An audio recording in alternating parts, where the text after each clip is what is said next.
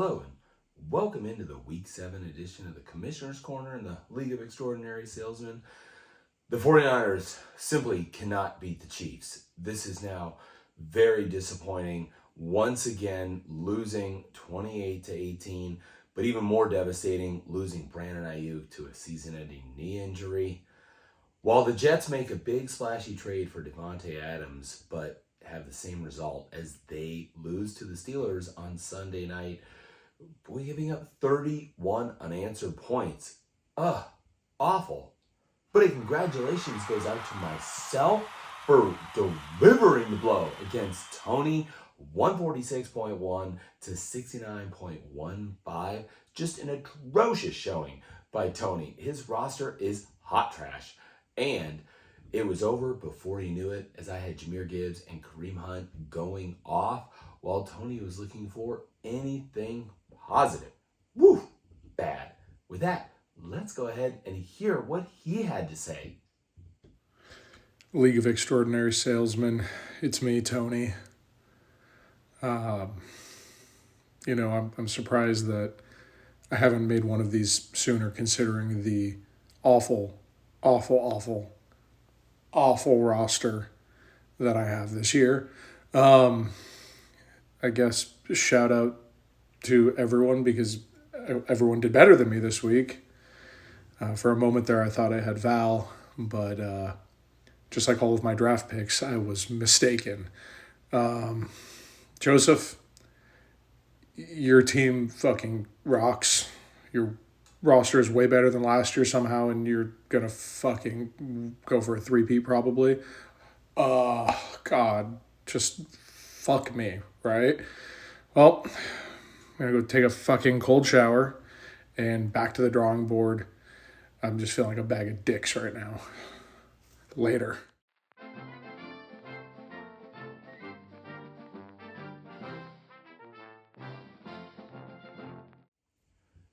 Thanks, Tony. I certainly do have my eyes on a three-peat, looking to become the first three-time champion in the league. We'll see how that unfolds. With that, let's take a look at some other matchups from around the league. The dumpster fire matchup of Matthew and Simmons actually turned out to be quite entertaining, as it was a high-scoring affair, but Simmons had just enough from Joe Mixon and David Njoku to get the 138.65 to 131.9 win over Matthew.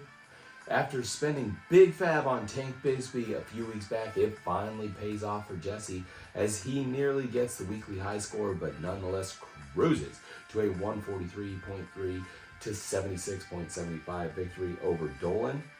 Val was nervous heading into Monday night, but was able to get a monster 5-touchdown performance from Lamar Jackson and 27 points in garbage time from Rachaad White to secure the 107 to 96.2 come-from-behind win over Matt. Goody thought he had this one after Mike Evans got the early touchdown, but then Jacob came roaring back with 18 points from James Conner to narrowly escape with a 108.2 to 105.55 victory. And in the game of the week, this was not the fireworks show we had hoped for, as Alvin Kamara had a disappointing day for Jeff, but Nick does get that high draft capital production from both Bijan and Derrick Henry, as they combined for over 52 points to help lead him to a 114.7 to 105.8 win. Hey guys, welcome back to another exciting week. I kind of realize I don't know why I talk so much shit about Jesse, because he really isn't that bad.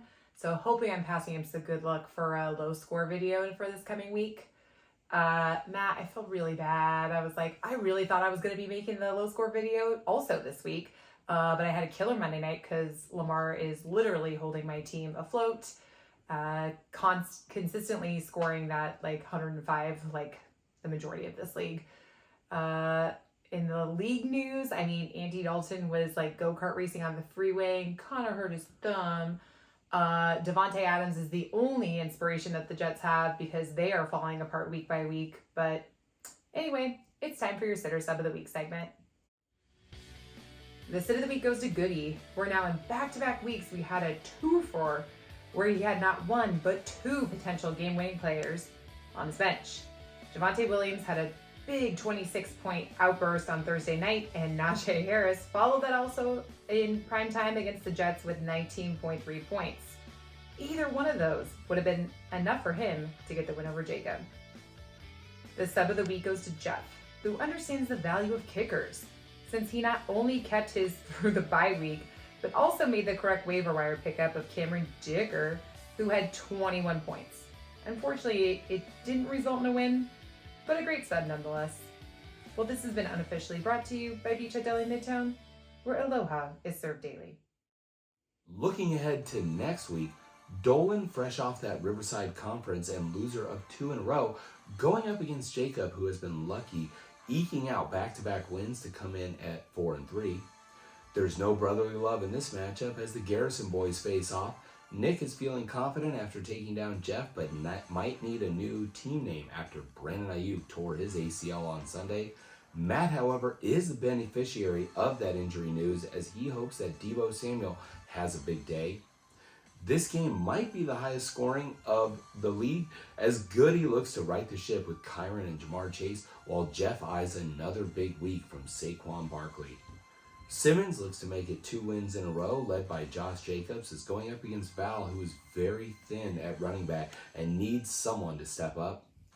Matthew has had a run of bad luck and bad trades, which is why he is currently 1-6, taking on Tony, who against all reasonable medical advice refuses to wear a Guardian cap and turns to Tua at quarterback.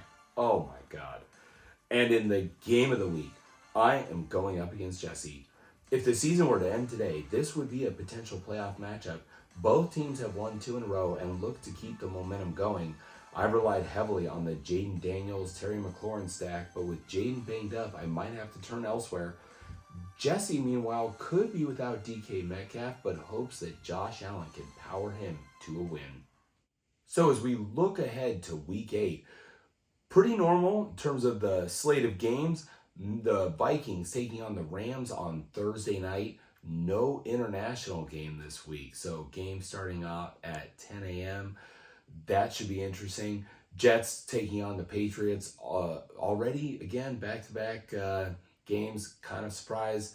But hopefully they're able to right the ship there. And the 49ers are going to be taking on the Cowboys as they come off their bye week on Sunday Night Football. It's got to be a get-right game for the 49ers. We are incredibly thin at wide receiver at the moment. It's looking like Ricky Pearsall, Chris Conley, and Jacob Cowing. Potentially no Deebo, potentially no Jawan Jennings. It's thin, to say the least. But we've got to get right, get back to it, and at least have some hope at turning this season around. But other than that, best of luck this week, and Commissioner out.